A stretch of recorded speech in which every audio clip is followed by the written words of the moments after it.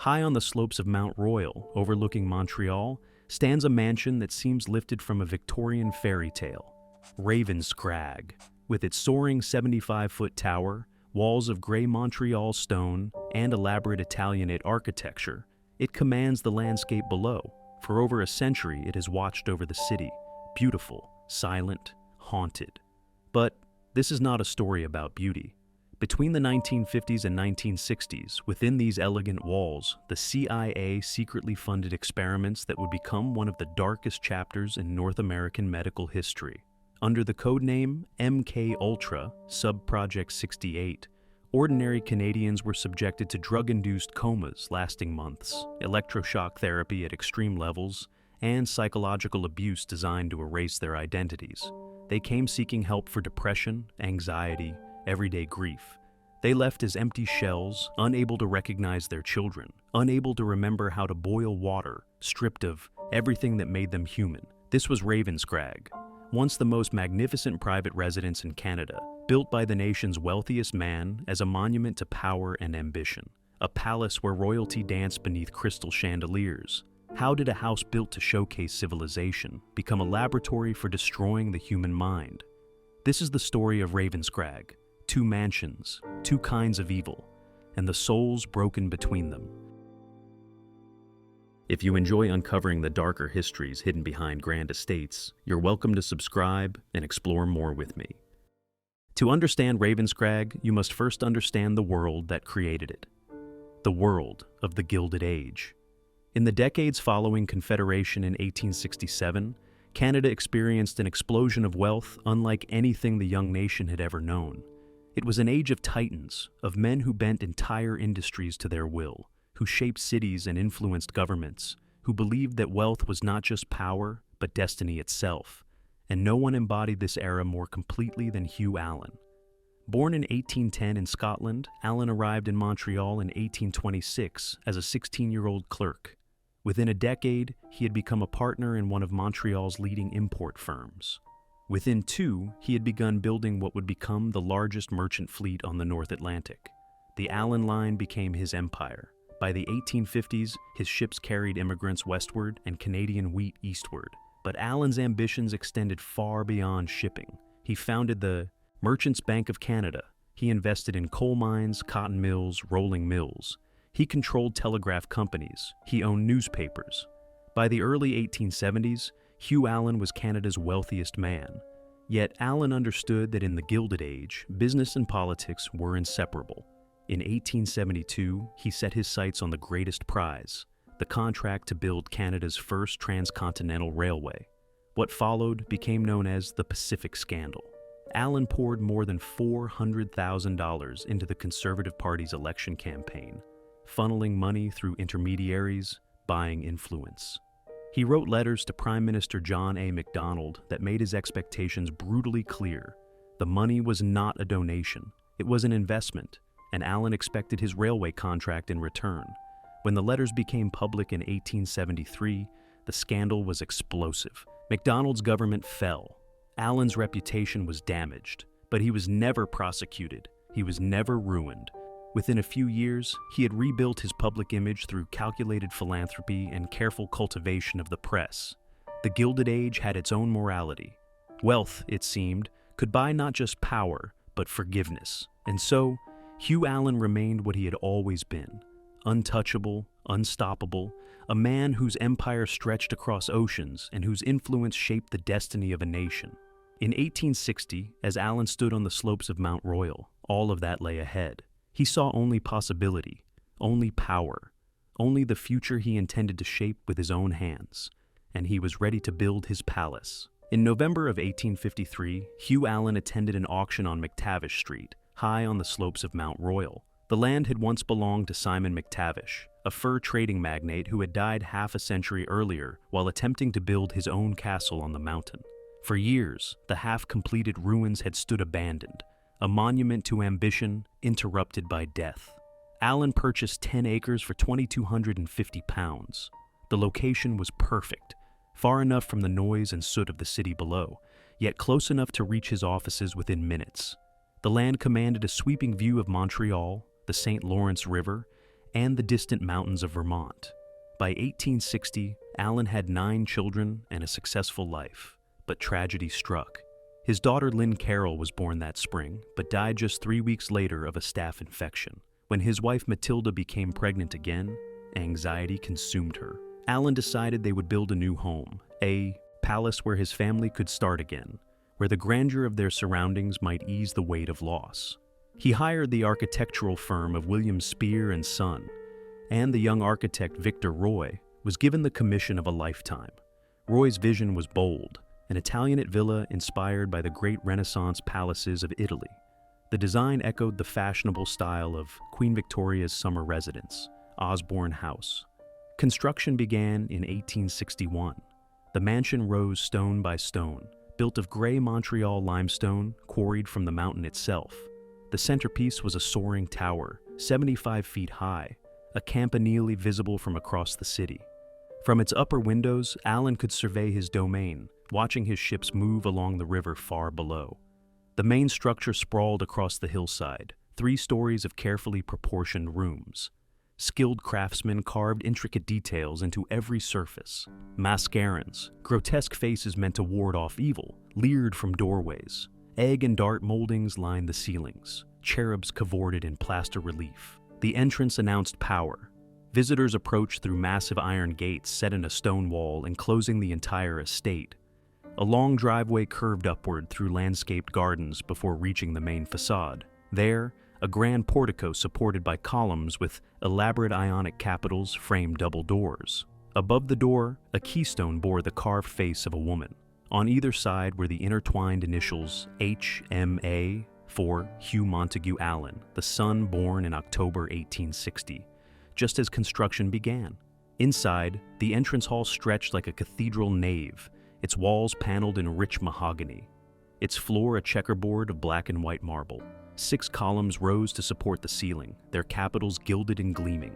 A grand staircase swept upward, its balustrades carved with mascarons, sticking out their tongues in a gesture both playful and unsettling. Beyond the entrance lay the great ballroom, added in the mid-1860s. The room was vast, capable of holding hundreds of guests, its walls covered in pale blue silk and gold leaf.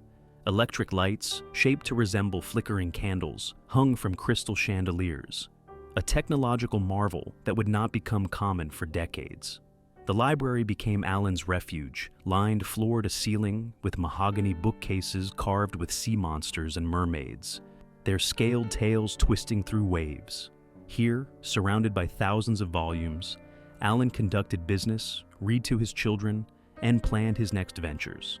An Italian painter named Giuseppe Guidicini created frescoes throughout the house, transforming walls into imagined worlds, mythological scenes, pastoral landscapes, and delicate florals. The red drawing room lived up to its name, its walls covered in crimson damask, every edge shimmering with gilded decoration.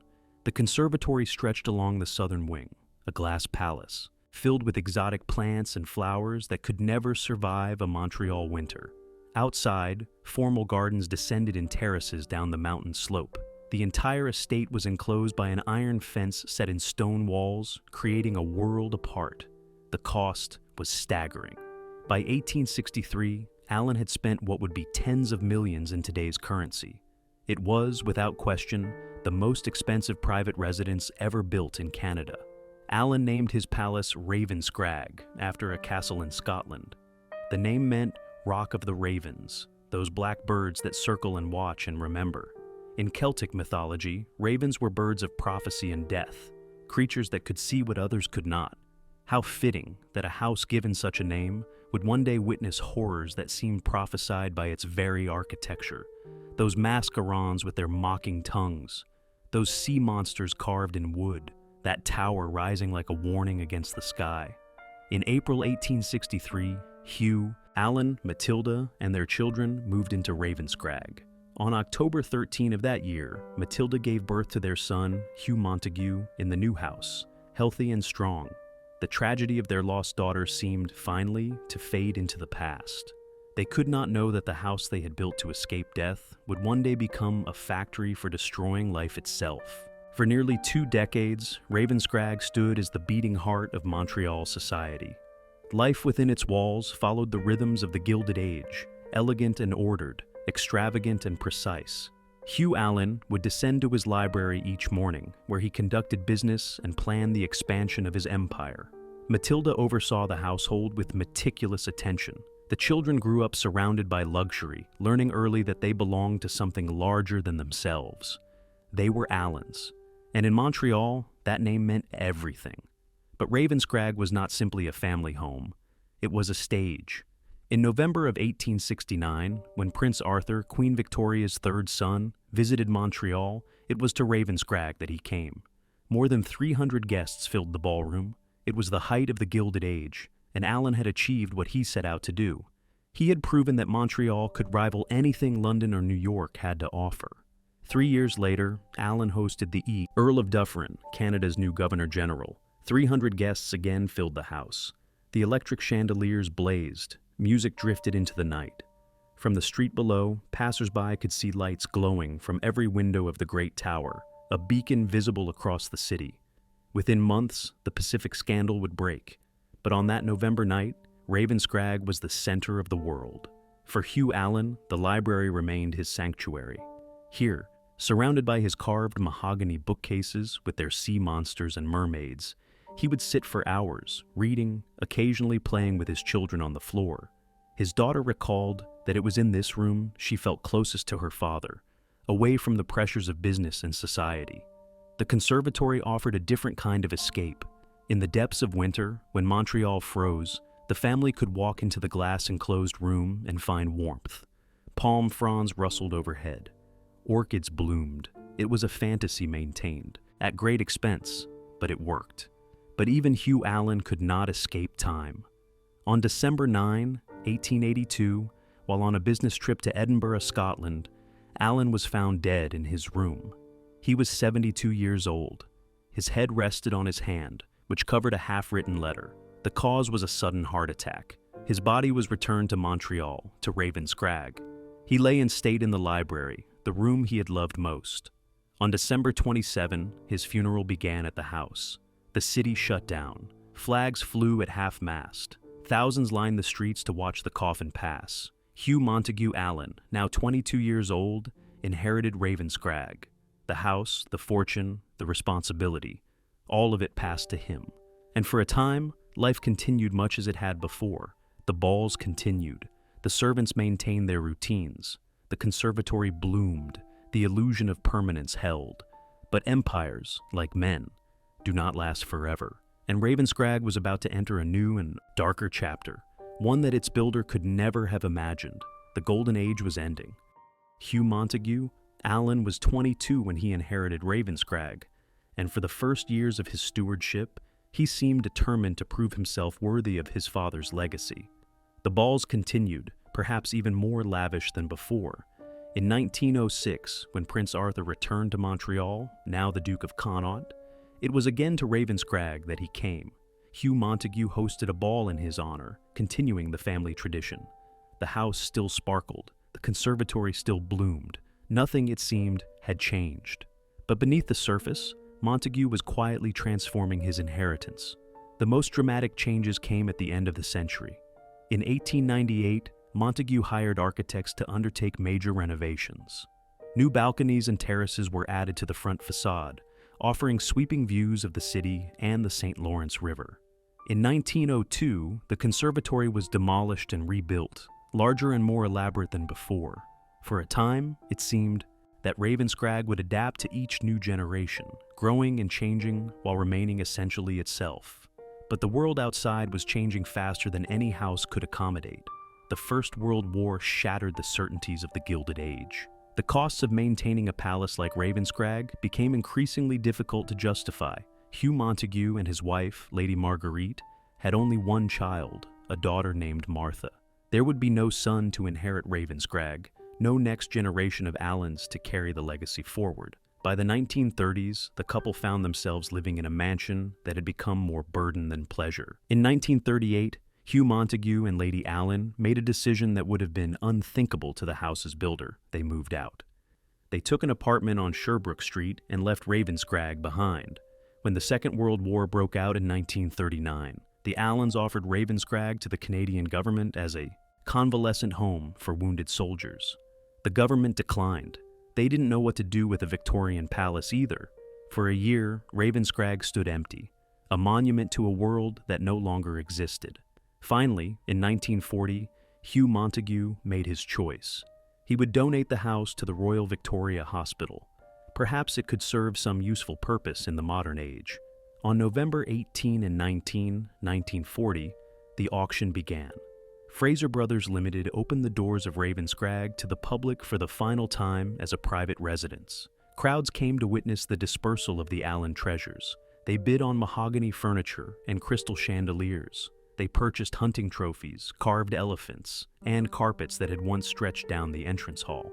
Outside, snow fell, and dead leaves littered the conservatory floor. The electric lights were switched off for the final time. In November 1940, Hugh Montagu Allen signed the papers, transferring ownership to the Royal Victoria Hospital. The mansion that had been built to last forever had lasted exactly 77 years as a private home. The Gilded Age was over, and Ravenscrag was about to discover that there are fates worse than obsolescence. The hospital accepted the gift gratefully, but for nearly 3 years, they had no idea what to do with the palace. They considered demolishing it entirely. Then, in 1943, someone had a different idea. The house would become a psychiatric facility, the first of its kind in Canada. It would be called the Allen Memorial Institute, and a Scottish psychiatrist named Donald Ewen Cameron would become its first director. For 3 years, Ravenscrag stood in limbo. The Royal Victoria Hospital owned the building, but had no clear vision for its future. More than once, someone raised the possibility that seemed both practical and tragic. Perhaps the best solution was simply to tear it down. The house that had been built to last centuries might not survive its 4th decade. But in 1943, a decision was finally reached. Ravenscrag would become a psychiatric facility, the first department dedicated exclusively to mental health care in Canada. It would be called the Allen Memorial Institute, honoring the family whose generosity had made it possible. The mission seemed noble, even visionary. Mental illness was still poorly understood, heavily stigmatized, often hidden away in institutions that resembled prisons. The Allen Memorial Institute would be different. It would be progressive. It would advance psychiatric care through research and innovation. The transformation required gutting the interior. Architects Harold Lawson and H.B. Little were hired to redesign the mansion for its new purpose. What followed was systematic destruction, dressed up as renovation. The beautiful rooms that had taken craftsmen years to create were torn apart in months. Guidicini's frescoes were painted over or removed. The elaborate plasterwork was stripped away. The ballroom where royalty had danced was divided into treatment spaces. The bedrooms where the Allen children had slept became patient rooms. The library was partitioned into offices. Most of the easily removable decorations were donated to Montreal's École du Meuble. But in Ravenscrag itself, almost nothing remained. Only the vestibule survived largely intact, and one wall of the library was left in place, its mahogany bookcases still carved with mermaids and sea monsters, silent witnesses to the transformation. The house that emerged bore little resemblance to the palace it had been. White walls replaced silk damask, linoleum covered parquet floors. Fluorescent lights hung where crystal chandeliers had sparkled. The conservatory remained for a time, but by 1945, it too would be demolished. On July 12, 1944, the Allen Memorial Institute officially opened its doors. The building now contained about 50 rooms, 4 laboratories for research, and administrative offices. Patients began arriving almost immediately. People suffering from depression, anxiety, schizophrenia, they came seeking help, seeking hope, and the Institute promised to provide exactly that. The early years seemed to justify the optimism. The Institute established itself as a leader in psychiatric research. Doctors published papers, students came to learn. The open-door policy, allowing patients to leave if they chose, marked a radical departure from the locked wards that dominated psychiatric care elsewhere. But the Institute quickly outgrew its space. By 1952, demand had increased dramatically. Between 1952 and 1953, A T-shaped annex was constructed behind the original building, made of Queenston limestone, to complement the gray stone of the mansion. The new wing increased capacity to 250 beds. On October 10, 1953, it was officially inaugurated. From the outside, everything looked respectable. The staff was professional. The research was cutting edge. Psychiatry was still a young field, still experimenting, still trying to understand the mysteries of the human mind. But already, by 1953, something else was happening within those walls, something that had nothing to do with healing and everything to do with control. Experiments were being conducted that went far beyond the boundaries of ethical medicine. Methods were being tested that would one day be recognized as extreme abuse. And at the center of it all was the Institute's first director, a man who had arrived in 1943 with impeccable credentials and dangerous ideas. His name was Donald Ewen Cameron. He believed that the human mind could be erased and rebuilt. He believed that psychiatric illness could be cured by destroying the patient's personality entirely and constructing a new one from scratch. He believed that the ends justified any means necessary, and in Ravenscrag, he had found the perfect laboratory. The beautiful rooms where the Allens had celebrated life were about to become chambers where minds would be systematically dismantled. The transformation was complete, but the true horror was only beginning. When Dr. Donald Ewen Cameron arrived at the Allen Memorial Institute in 1943, he came with credentials that would make any hospital proud. Born in Scotland on Christmas Eve, 1901, he had graduated from the University of Glasgow in 1924 and quickly established himself as one of psychiatry's rising stars. By 1952, he would serve as president of the American Psychiatric Association, and by 1961, would reach the pinnacle, president of the World Psychiatric Association. In an era when psychiatry was still fighting for legitimacy as a medical discipline, Cameron was one of its most prominent ambassadors. He published prolifically. He trained generations of students. When the legendary Canadian neurosurgeon Wilder Penfield recruited him to lead the new Allen Memorial Institute, it seemed like a perfect match. And for a time, Cameron did exactly that. His progressive approach to treatment earned him widespread respect. Patients should be treated with dignity, he insisted. Healing required trust rather than coercion. It was thinking that seemed genuinely humanitarian, but beneath this humane exterior lay a theory that was far more radical and far more dangerous. Cameron believed that psychiatric illness was essentially a problem of faulty mental patterns. The mind, he theorized, could become trapped in destructive loops of thought and behavior, and traditional talk therapy was too slow to break these patterns. What was needed was something more aggressive, something that could reach into the brain itself and rewire it.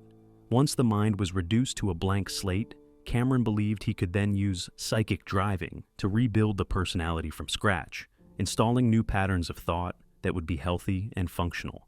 It was an idea rooted in the behaviorist psychology that dominated mid-century psychiatry, the belief that human beings were essentially programmable. Cameron's ambition was enormous. He wanted to be the man who finally solved mental illness, who discovered the key to remaking the human mind. And in the early 1950s, as the Cold War intensified and fears of communist brainwashing spread across North America, his research suddenly became very interesting to people with deep pockets and darker purposes. American prisoners of war had returned from Korea with disturbing stories. Some had confessed to war crimes they hadn't committed. Others had praised communism with apparent sincerity. The American intelligence community became obsessed with a single question: had the communists discovered a way to control human minds? This paranoia gave birth to Project MKUltra, the CIA's top-secret program to research mind control techniques. And when CIA operatives began looking for scientists willing to push the boundaries of psychiatric research, they found Donald Ewen Cameron. Whether Cameron knew his funding was coming from the CIA is a matter of debate. The money arrived through a front organization called the Society for the Investigation of Human Ecology. Cameron may have believed it was a legitimate research foundation, or perhaps he chose not to ask too many questions. Either way, between 1957 and 1964, the CIA funneled approximately $69,000 to Cameron's research, equivalent to more than $500,000 today. The Canadian government contributed even more, over $500,000 in grants from various agencies between 1950 and 1965. Cameron suddenly had the resources to pursue his theories without restraint. And pursue them he did. To the patients who came to the Allen Memorial Institute in the 1950s and early 1960s, Dr. Cameron appeared as a figure of hope. He was distinguished, confident, and brilliant. He spoke with authority about the latest advances in psychiatric care. He promised them that as suffering could be ended, that science had developed new methods that could cure conditions previous generations had considered hopeless. He did not use words like erasure or destruction or experiment. The patients trusted him. Their families trusted him. They saw his credentials, his reputation, his position at the head of one of Canada's most prestigious medical institutions. They had no idea that they were about to become test subjects in experiments that would shatter their minds, destroy their families, and leave scars that would last for generations. They didn't know that the progressive humanitarian doctor who spoke so confidently was willing to do absolutely anything to prove his theories correct. Cameron believed he was a healer, a scientist, a pioneer, and perhaps he believed it so completely that he never stopped to consider what he was actually doing. Or perhaps he simply didn't care, blinded by ambition and the certainty that his genius justified any method, any cost, any suffering. This is the terrible truth about those who cause great harm. They rarely look monstrous. They have degrees and titles. They publish papers and give speeches. They wear white coats and speak in measured tones. They believe, often quite sincerely, that they are doing good. Dr. Donald Ewen Cameron believed he was saving lives. Instead, he was about to destroy them. In April of 1953, the Central Intelligence Agency approved a program that would become one of the darkest chapters in American intelligence history. Its codename was MKUltra, and its purpose was simple and terrifying: to develop techniques for controlling the human mind.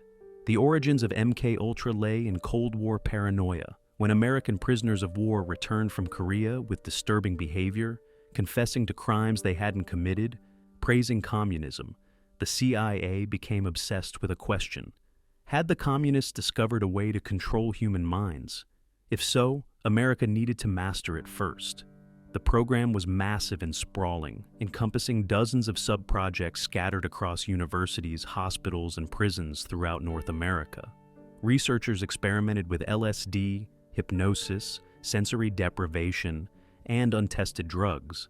Most scientists involved had no idea they were working for the CIA. The agency funneled money through front organizations with innocuous names. One of these fronts was called the Society for the Investigation of Human Ecology. And in 1957, the society approached Dr. Donald Ewen Cameron. By then, Cameron had been developing his theories of deep patterning and psychic driving for years. His work was controversial but intriguing. He claimed to be able to erase mental illness by erasing the patterns of thought that sustained it. To the CIA operatives running MKUltra, Cameron's research sounded remarkably like what they were searching for: a systematic method for breaking down and reconstructing human minds. Cameron's work was designated Sub-Project 68. Between 1957 and 1964, the CIA provided him with approximately $69,000. The funding was presented as support for legitimate psychiatric research into the treatment of schizophrenia. But the CIA wasn't alone in funding Cameron's experiments. The Canadian government had been supporting his work since 1950, years before the Americans became involved. The National Research Council provided grants, the Defense Research Board funded studies, and the Department of National Health and Welfare contributed the most substantial funding, over $495,000, spread across multiple projects between 1950 and 1965. The grants were reviewed. They went through committees. Government officials signed off on them. But the true nature of what Cameron was doing remained obscured behind neutral bureaucratic language. And so, the money flowed from Washington and Ottawa through a maze of agencies and front organizations into the accounts of the Allen Memorial Institute. And with that money came implicit permission to push boundaries, to experiment, to pursue knowledge without too many questions about the human cost. The irony was almost too perfect. A Canadian hospital treating Canadian patients, funded partly by American, Intelligence services was being used to develop techniques that would eventually be deployed against prisoners around the world. The experiments were happening not in some secret military facility, but in a former mansion on a mountain overlooking Montreal. The paper trail was carefully managed. The CIA's involvement was hidden behind layers of bureaucratic obscurity. When Cameron submitted reports to his Canadian funders, he framed the work in terms of therapeutic research. When he communicated with the Society for the Investigation of Human Ecology, he emphasized applications to understanding extreme stress. Everyone saw what they wanted to see. But by the early 1970s, MKUltra was becoming a liability. The Watergate scandal had exposed government agencies' willingness to break laws in pursuit of political goals. Congressional investigations were looming. The CIA's leadership realized that when the truth came out, it would be catastrophic. In 1973, CIA Director Richard Helms ordered the destruction of all MKUltra files. Thousands of documents were shredded or burned. The complete record of who had been experimented on, what had been done to them, and what the agency had learned was systematically erased. But Helms's order wasn't perfectly executed. Some files survived, misplaced in archives. In 1977, during a Senate investigation led by Senator Ted Kennedy, several boxes of MKUltra documents were discovered. Most contained nothing more revealing than financial records, but they were enough to confirm what skeptics had long suspected. The CIA had been funding mind control experiments on unwitting subjects throughout North America for more than 2 decades. The Canadian government, when confronted with evidence of its own complicity, responded with bureaucratic deflection. In 1986, Attorney George Cooper's report concluded that government funding for Cameron's work had been administered in a prudent and professional manner. The grants had gone through proper review channels. If Cameron had abused that funding to conduct unethical experiments, well, that was regrettable. But it wasn't the government's fault. It was a carefully constructed defense that ignored the central question. When a government gives a researcher unlimited resources and implicit permission to push boundaries, what responsibility do they bear for what happens next? The truth would take decades to fully emerge, and even now, more than half a century later, much remains unknown. Files are still classified, documents are still missing, but enough is known. Enough has been pieced together from court records, victim testimony, and surviving documentation. Enough to understand that what happened at Ravenscrag wasn't the work of one rogue scientist operating in isolation. It was a conspiracy, systematic, funded, and sanctioned by the institutions meant to protect citizens from exactly this kind of abuse. The experiments had been given everything they needed: money, authority, and most important of all, a steady supply of victims who had no idea what was about to be done to them. The first step was the sleep room. Former bedrooms in the mansion's upper floors had been converted into chambers of chemical imprisonment. Patients were given massive doses of Thorazine and other sedatives, far beyond what would normally be prescribed. The drug-induced comas could last for days, for weeks. Some patients remained unconscious for more than 86 days, nearly 3 months lost in artificial darkness. They were told they would sleep for a few days. Instead, they were kept under for periods that stretched from summer into fall, waking only for brief moments to be fed before being plunged back into chemically enforced oblivion. In those dark rooms, isolated and helpless, the de-patterning began. Cameron believed that to cure the mind, he first had to erase it completely. His method was electroconvulsive therapy, or ECT, but not as it was practiced elsewhere. Standard ECT used carefully calibrated electrical currents to induce brief seizures. Cameron wasn't interested in standard treatment. He administered shocks at 30 to 40 times the normal intensity. 6 150-volt shocks, 1 second each, delivered in rapid succession. And he did this not once, but multiple times per day. 2 sessions, sometimes 3. Day after day after day, for weeks, for months, sometimes for years. The effects were catastrophic. Patients regressed to infantile states. They forgot their own names. They couldn't recognize their husbands or children standing beside their beds. They lost the ability to walk, to dress themselves, to control their bowels. Everything that made them who they were, every memory, every skill, every personality trait, was being systematically erased. Cameron called this complete de-patterning, and he documented it in his medical notes with clinical precision. But this was only half of Cameron's theory. Once the mind was reduced to a blank slate, he believed he could rebuild it through a technique he called psychic driving. Tape-recorded messages were played to patients on an endless loop, 16 hours a day, sometimes more. The same phrases, the same sentences, repeated hundreds of thousands of times. In some cases, recordings were played more than 500,000 times to a single patient.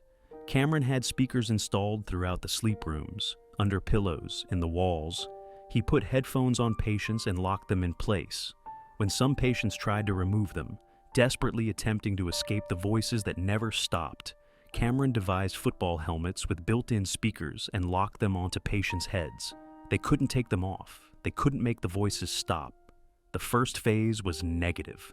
The voices spoke with authority, with certainty, repeating accusations, until the distinction between external voice and internal thought dissolved completely. For 10 days, sometimes longer, patients heard nothing but condemnation. Then came the positive messages, supposedly designed to rebuild the personality that had been destroyed. But by this point, many patients were so damaged that the distinction between positive and negative had ceased to matter. They were beyond words, beyond meaning. Some tried to bash their heads against walls to make the voices stop. Others simply retreated into catatonic silence. Cameron added another element, borrowed from experiments on sensory deprivation. Patients were placed in isolation chambers where their eyes, ears, and sometimes their entire bodies were covered. They were given minimal food and water, no light, no sound except the recorded voices, no human contact, no sensation at all except the chemical fog of drugs coursing through their systems. They were injected with LSD, with curare, with experimental compounds that left them paralyzed and disconnected from reality. The chemical assault was relentless. Patients received multiple injections of LSD during their treatment, describing the sensation as feeling like their bones were melting, like they were being dissolved from the inside out. Another said the LSD made her feel like a squirrel trapped in a cage, desperate and frantic and unable to escape. These drugs were combined with sodium amytal, with largactil, with whatever experimental compounds Cameron thought might be useful. There were no safety protocols, no consideration of interactions, no testing for long-term effects. This was Cameron's cure. This was the breakthrough he documented in his papers and presented at conferences. This was the research funded by 2 governments and celebrated as innovative psychiatry. Patients emerged as shells of who they had been. They suffered from profound retrograde amnesia, unable to recall memories from before their treatment. They had to relearn everything: how to dress, how to walk, how to read. At random moments, they would blurt out phrases from the recorded messages. "We must do the right thing." The voices had become part of them, fragments of Cameron's programming embedded in what remained of their consciousness. The emotional damage was perhaps even more devastating than the cognitive destruction. Some developed hair triggers for anger and anxiety. If anything unexpected happened, they would explode in rage and terror, screaming for hours until exhaustion finally calmed them. Others were left in a permanent childlike state, unable to care for themselves, institutionalized for the rest of their lives. Families fell apart under the weight of what had been done. How many were victims? The exact number will never be known. Cameron's personal files were destroyed. Many. Medical records were lost or deliberately erased. Over 300 people eventually applied for compensation from the Canadian government, but that number represents only those who survived long enough to come forward, who had the strength to fight bureaucracy, who could prove they had been patients at the Allen during Cameron's tenure. The real number is certainly higher. Cameron continued his experiments until 1964, when he abruptly left the Allen Memorial Institute. He never explained why. He never acknowledged that anything improper had happened. He never apologized. In 1967, while mountain climbing in the Adirondacks, he suffered a heart attack and died at age 65. But the victims remained.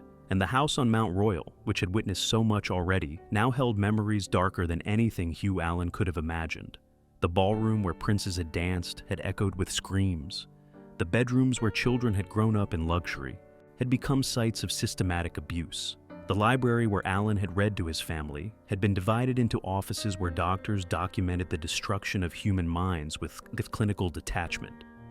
Ravenscrag had been built to celebrate the triumph of one man's will over circumstance, and in a terrible way, Cameron had proven that thesis correct. With enough funding, enough authority, and enough willingness to treat human beings as expendable, you could indeed reshape reality. You could reach into a person's mind and remake them. You just couldn't put them back together again. Numbers, even horrifying numbers, can become abstract. So let us remember 3 names. 3 women who walked into the Allen Memorial Institute seeking help and emerged broken.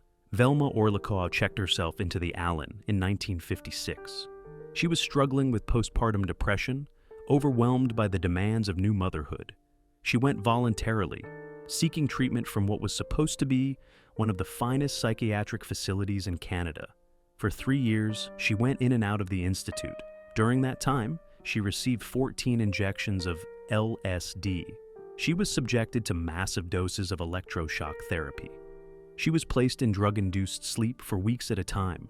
She later described the LSD. When Velma finally left the Allen, she was destroyed. It took her 3 weeks to read a newspaper, months to write a letter, years to finish a single book. Her granddaughter, Sarah Ann Johnson, grew up watching her grandmother struggle with the simplest tasks. Velma had what her family called a hair trigger for nerves and anger.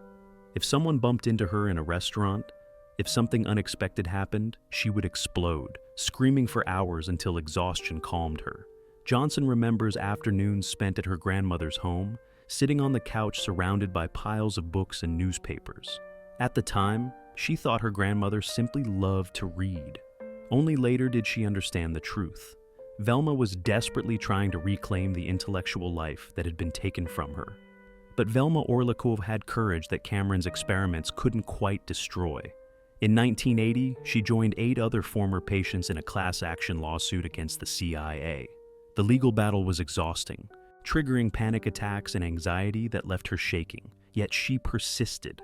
The case settled in 1988. Velma and the other plaintiffs received approximately $80,000 each. The CIA never admitted wrongdoing. There was no apology. Jean Steele was 33 years old in 1957 when she entered the Allen Memorial Institute. She had just lost her first child and couldn't move past the grief. Her family believed Dr. Cameron could help her heal. Instead, she was put into chemically induced sleep for 18 days, then, later, for 29 more days. When she finally came home to her 4-year-old daughter Allison, she was no longer the same person. At random moments, she would interrupt conversations to blurt out phrases that seemed to come from nowhere. "We must do the right thing." Her daughter believes these were fragments of the recorded messages her mother had been forced to hear. She described what Cameron did in stark terms. "What they attempt to do is erase your emotions. They strip you of your soul." In 1992, when the Canadian government offered compensation to some victims, Jean Steele was denied. She hadn't been harmed enough, apparently. In 2015, Allison Steele launched a legal challenge on behalf of her mother. Finally, in 2017, she received a settlement, 100,000 Canadian dollars. But the money came with a condition. She had to sign a non-disclosure agreement. Even in compensation, the silencing continued. Esther Schreier walked into the Allen Memorial Institute in February of 1960. She was 6 months pregnant with her second child, anxious about the pregnancy. She was seeking reassurance, perhaps some mild medication to ease her worry. What she received instead was 30 days in the sleep room, massive doses of drugs pumped into her body, while her unborn child floated in the darkness inside her. 29 electroshock treatments administered in a single day. On August 17, 1960, her medical file was marked completely depatterned. She was incontinent. She couldn't speak. She had difficulty swallowing. Her weight had dropped 13 pounds. She was too weak to stand. On September 27, 1960, Esther's son, Lloyd, was born. She didn't know who her husband was. She couldn't remember how to boil water. She had no idea how to care for a baby. A nurse gave her a book with step-by-step instructions. Esther eventually regained some of what was taken from her. She died in 2017 at the age of 84. Her son Lloyd has spent his entire life wondering what the experiments did to him before he was born. When the Canadian government offered compensation in 1992, Lloyd applied. He was denied. He wasn't a patient, they said. He made it. Through school, despite being a bit slow in the beginning, he got his degrees. He built a life. But, he said quietly, I will never know what I could have been. These 3 stories represent hundreds more. Many victims never came forward at all. Some carried the shame of mental illness and couldn't bear to have their suffering made public. Some were too damaged to navigate the bureaucracy. Some died before the truth became public, and the families that remain still bear the scars. Their names deserve to be remembered. Their suffering deserves to be acknowledged. In 1964, Dr. Donald Ewen Cameron abruptly left the Allen Memorial Institute 4 years before his contract was scheduled to end. He offered no public explanation. On September 8, 1967, while mountain climbing in the Adirondacks, Cameron suffered a heart attack and died at age 65. For the victims and their families, Cameron's death meant they would never get answers directly from the man responsible. But other secrets were about to emerge. In 1973, the Watergate scandal sparked a broader reckoning about the abuse of authority by intelligence agencies. That same year, as investigators closed in, CIA Director Richard Helms ordered the destruction of all files related to Project MKUltra. Thousands of documents were shredded or burned, but Helms's order wasn't perfectly executed. Some files survived, misfiled in budget offices, overlooked in archives. And in 1975, those surviving fragments began to surface. The Church Committee, established to investigate intelligence agency abuses, found MKUltra. The revelations were staggering. For more than 20 years, the CIA had been conducting mind control experiments on unwitting American and Canadian citizens. They had dosed people with LSD without their knowledge. They had funded research into sensory deprivation, electroshock therapy, psychological techniques designed to break down human consciousness. And they had done it all in secret. In 1977, Senator Ted Kennedy convened specific hearings on MKUltra.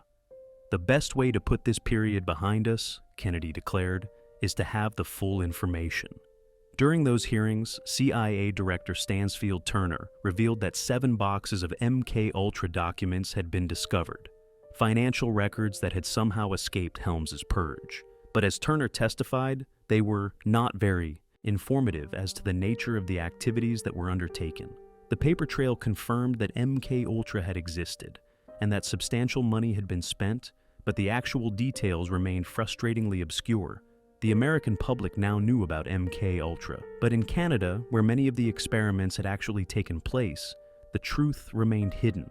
That changed in March of 1980. The CBC's investigative program, The Fifth Estate, broadcast an episode that would finally expose what had happened at the Allen Memorial Institute. For the first time, Canadian patients who had been subjected to Cameron's experiments spoke publicly. Their testimony was devastating. They described the sleep rooms, the electroshocks, the endless recorded voices, the complete destruction of their memories and personalities. The episode revealed something even more disturbing the Canadian government had known. Ottawa had been informed about the CIA's involvement and had helped suppress that information.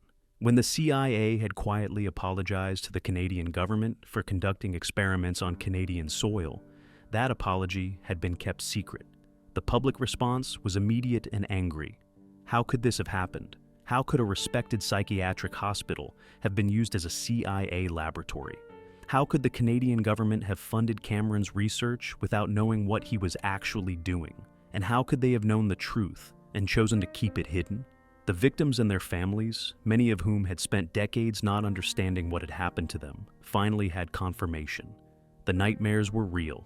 The destroyed memories, the shattered personalities, the decades of suffering.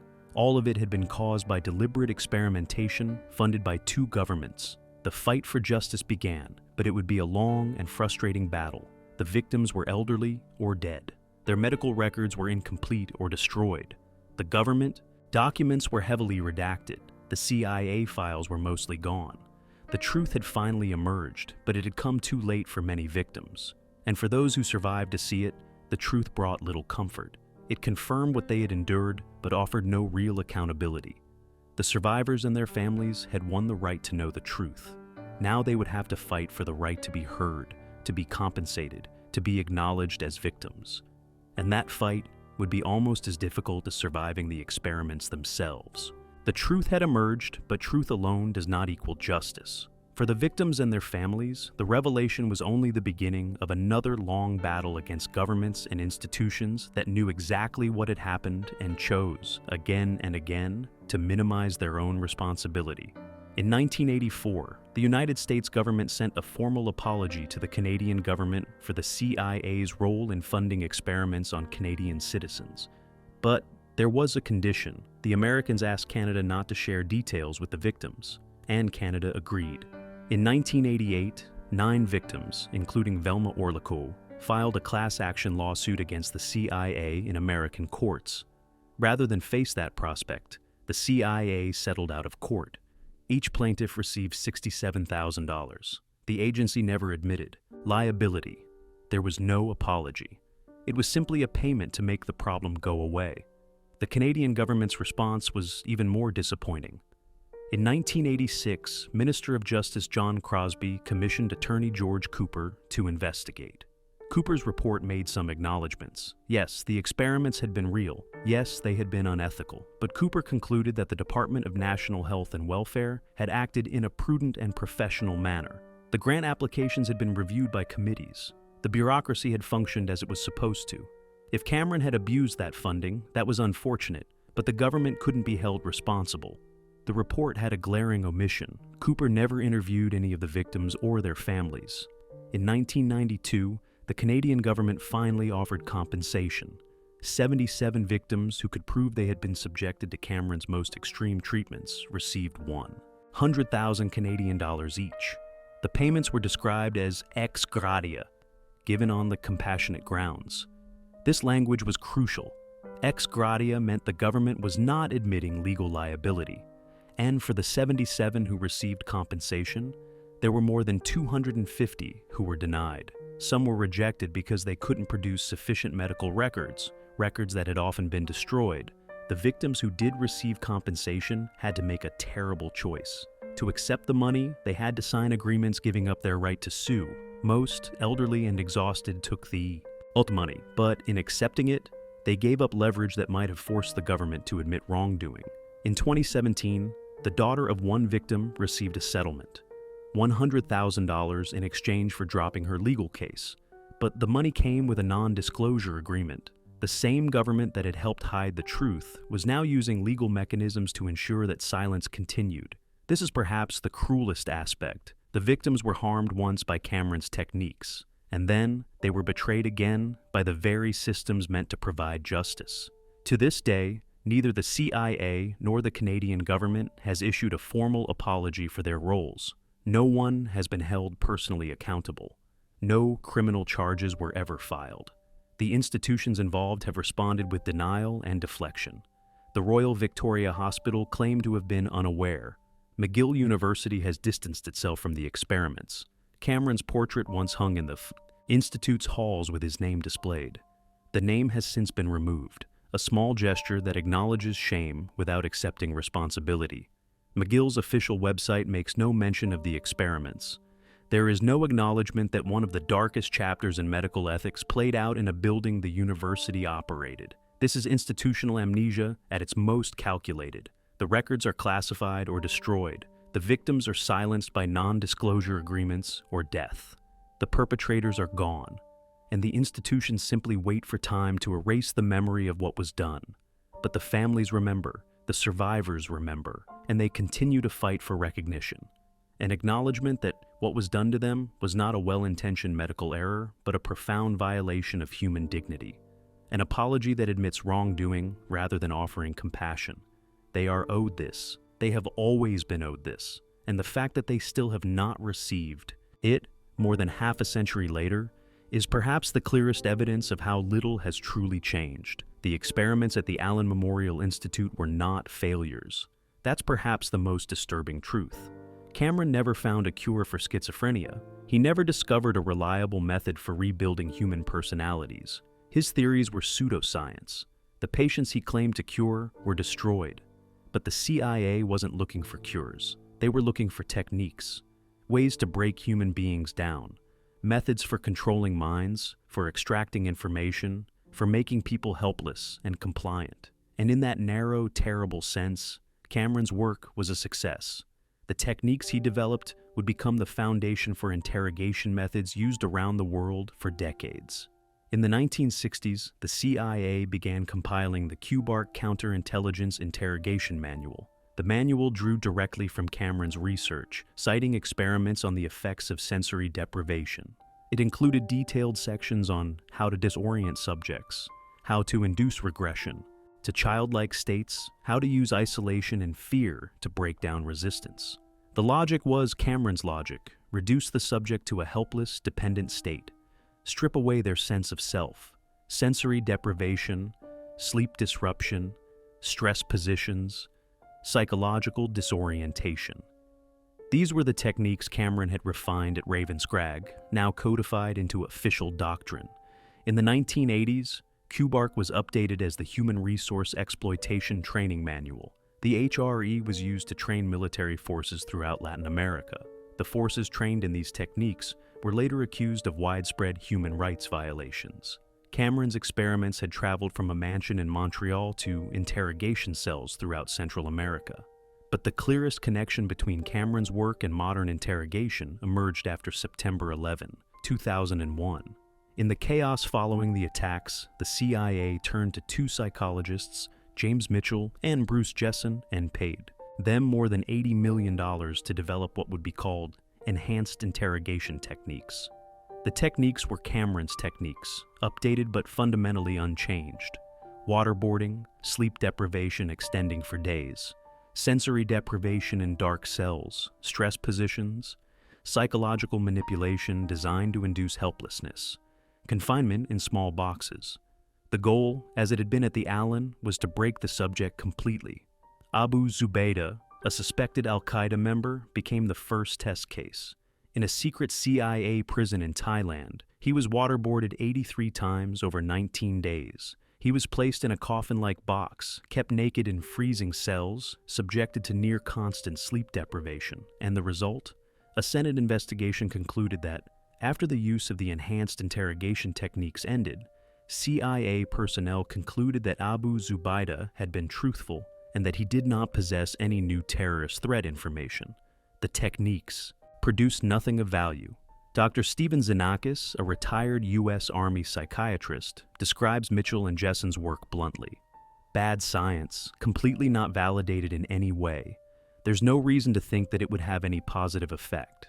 At least 118 detainees were subjected to these techniques at CIA black sites around the world. Many were held without charge, without access to lawyers. Some were innocent, some were guilty. All were subjected to methods that traced a direct line back to the mansion on Mount Royal. The locations changed, the justifications evolved. The Cold War fear of communist brainwashing gave way to the War on Terror's fear of Islamic extremism. But the underlying logic remained the same. In times of crisis, normal rules don't apply. Guantanamo Bay became what the Allen Memorial Institute had been, a place where people were held indefinitely, subjected to techniques designed to destroy their sense of self, justified by claims of national security. From Ravenscrag to Guantanamo runs a direct line of institutional cruelty, a legacy written not in the academic papers Cameron published, but in the broken minds and destroyed lives he left behind. The experiments never ended, they just found new subjects. The mansion still stands at 1025 Pine Avenue West, high on the slopes of Mount Royal. From the street below, the gray stone glows. The tower rises 75 feet into the sky, visible from across the city. But step inside, and you'll find a shell, a building gutted and reshaped so many times that almost nothing of its original character remains. Only fragments survived. The vestibule, with its black and white marble floor. One wall of the library with mahogany bookcases carved with sea monsters and mermaids, hidden now behind institutional partitions. The rest of Guidicini's frescoes were painted over. The ballroom was carved into offices. The conservatory was demolished. In 2015, the the Royal Victoria Hospital moved to a new location. Some psychiatric services remain at the Allen Memorial Institute, still operating in the building where Cameron conducted his experiments. The future is uncertain. A portrait of Dr. Donald Ewen Cameron once hung in the Institute's hallways. At some point, quietly, his name was removed. The portrait remains, but Cameron is now anonymous. An acknowledgement of shame without acceptance of responsibility. There are no plaques commemorating the victims, no memorial listing the names of people who came seeking help and left destroyed. The institutional silence continues. The exterior has been designated a heritage site, protected from demolition. But heritage designation protects only the facade. Inside, the building can be changed however administrators see fit, from palace to psychiatric institute to uncertain future. Ravenscrag has been many things, served many purposes, but it can never escape what it became. The tower still rises, the stone walls still stand, but the spirit is gone, just like the patients who were harmed within it. There are two Ravenscrags, two distinct lives lived by the same building, separated by decades, but bound by a shared legacy of human ambition at its most destructive. The first Ravenscrag was built by blood money. Hugh Allen exploited workers, bribed politicians, built monopolies. His wealth was extracted from the labor and desperation of thousands. Yet that first Ravenscrag celebrated something. It was beautiful. It housed art and music. It preserved craftsmanship. The worst it did was symbolize inequality. The second Ravenscrag was a laboratory where human minds were systematically dismantled, where beauty was weaponized as the setting for horror, where science was corrupted into pseudoscience that produced nothing but suffering. The worst the second Ravenscrag did was destroy souls. Two different kinds of evil inhabited the same building, but the unanswered questions remain. How many victims in total? What exactly was done to them? Who else was involved beyond Cameron? Will there ever be a full accounting? Will there ever be a real apology? The truth is still partially hidden. The victims still fight for recognition. The government still refuse full responsibility. The mansion was named for a Scottish castle. Ravenscrag, Rock of the Ravens. Those black birds that circle and watch, that appear in mythology as keepers of memory and harbingers of truth. How fitting that a house given such a name would one day witness horrors that seemed written in its very naming. The rock still stands, the ravens still circle, and the stories refuse to die.